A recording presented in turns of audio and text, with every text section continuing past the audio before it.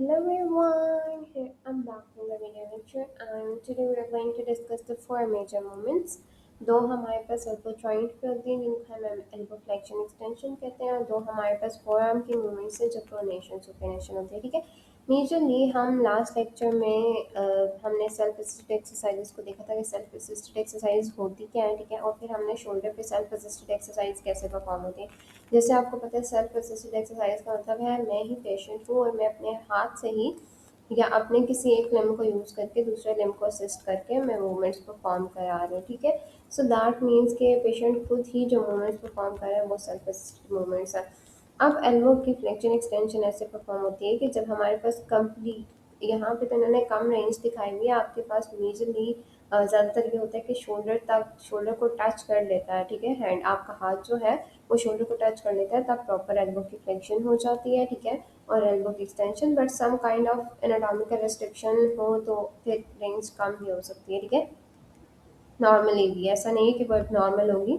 Sometimes कुछ लोगों में आपको पता है एनाटमी वेरी करती है तो उस एनाटमी के वेरी करने की वजह से फ्लेक्शन एक्सटेंशन की रेंज जो होती है वो थोड़ी बहुत ऊपर नीचे होती है। ठीक है, सो आप ये नहीं कह सकते कि किसी भी बुक में आपको जो भी वैल्यू मिल रही है वो 100% स्टैंडर्ड है, क्योंकि मेजरली वो एज अ स्टैंडर्ड इसलिए लिया जाता है ताकि उसको एज अ रेफरेंस यूज़ किया जाए और उसके आसपास की जो मूवमेंट होती है उसको नॉर्मल कंसीडर किया जाता है। ठीक है, क्योंकि समटाइम और मेजर इसको चेक करने का तरीका ये होता है कि आप दोनों साइड्स की मूवमेंट को दोनों साइड्स का मूवमेंट परफॉर्म करा के देखो और अफेक्टेड नॉन अफेक्टेड, और अगर दोनों की मूवमेंट इतनी परफॉर्म होती है दैट मीन्स कि वो उसकी एनाटॉमिकल वेरिएशन है। ठीक है, अब हमारे पास एल्बो की फ्लेक्शन कैसे परफॉर्म होती है। हमने कहा कि जब आप शोल्डर के करीब एल्बो को बेंड करके लेके जाते हो तो तब हमारे पास एल्बो की फ्लेक्शन परफॉर्म होती है।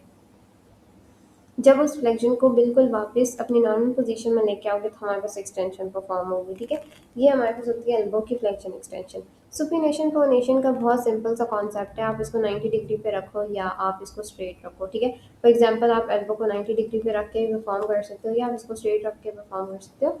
सुपिनेशन में आपका जो पाम है वो सीधा होता है, दैट मीन्स कि सुपिनेशन को हम याद करने का भी यही तरीका होता था कि सीधा है तो सुपिनेशन ऐसे और ऐसे ही सीधा होता है। सो हम इसको याद करते थे कि सुपिनेशन जो है वो सीधा है और प्रोनेशन जो होता है वो बिल्कुल उल्टा हो जाता है। आपका जो डॉर्सल साइड है वो ऊपर की तरफ आती है और सुपिनेशन में आपकी पाल्मर साइड ऊपर की तरफ आती है। ठीक है, सुपिनेशन प्रोनेशन ऐसे परफॉर्म होती है। ठीक है, आप पूरी एल्बो की मूवमेंट परफॉर्म करके इसको हाथ को अपने उल्टा करते हो, फिर इसी तरह से प्रॉपर मूवमेंट परफॉर्म करके हाथ को सीधा करते हो। यहाँ पे रेडियस की रोटेशन की वजह से मूवमेंट्स परफॉर्म हो रही हैं, बाकी हम बहुत डिटेल में नहीं डिस्कस करते। ठीक है, सो हमारे पास ये थी हमारे पास चार मूवमेंट्स। ठीक है, अब उन्होंने आपको ये कहा है कि पेशेंट खुद जब एल्बो को बेंड करेगा। ठीक है, अब आप क्या करोगे, अगर पेशेंट खुद परफॉर्म कर रहा है और उसकी ये लिम्ब अफेक्ट हुई हुई है, फॉर एग्जांपल राइट लिम्ब उसके अफेक्ट है, लेफ्ट से उसने परफॉर्म करनी है, तो पेशेंट आराम से इस एरिया से होल्ड करेगा। ठीक है, होल्ड करके पेशेंट क्या करेगा कि एल्बो की फ्लेक्शन जहाँ तक उसको इजीली परफॉर्म होती है पेन फ्री रेंज में वो परफॉर्म करेगा,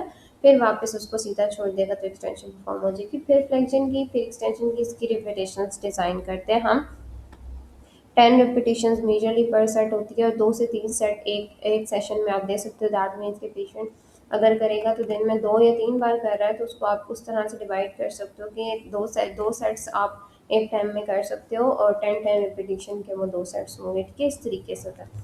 फिर आपके पास एल्बो की फ्लेक्शन एक्सटेंशन परफॉर्म होगी। अब इसी तरह से प्रोनेशन सुपिनेशन, हाथ को वहीं से होल्ड किया इस एरिया से। ठीक है, या इस एरिया से आपने होल्ड किया, फिर आपने वापस उल्टा किया, इसको सीधा किया, फिर उल्टा किया, इसको सीधा किया, so that means pronation supination आप परफॉर्म कर रहे हो। ठीक है, बिगनिंग क्या होती है कि जाहिर सी बात है मोस्ट ऑफ द बॉडी, क्योंकि आपके पास तब परफॉर्म कर रहे हो ना इस सेल्फ असिस्टेड जब आपकी बॉडी खुद या आपका लैम्ब खुद मूव नहीं कर सक रहा, दैट मीन्स कि उसकी अंदर इतनी ज़्यादा ताकत नहीं है, उसके अंदर इतनी ज़्यादा पोटेंशियल नहीं है कि खुद मूव कर सके।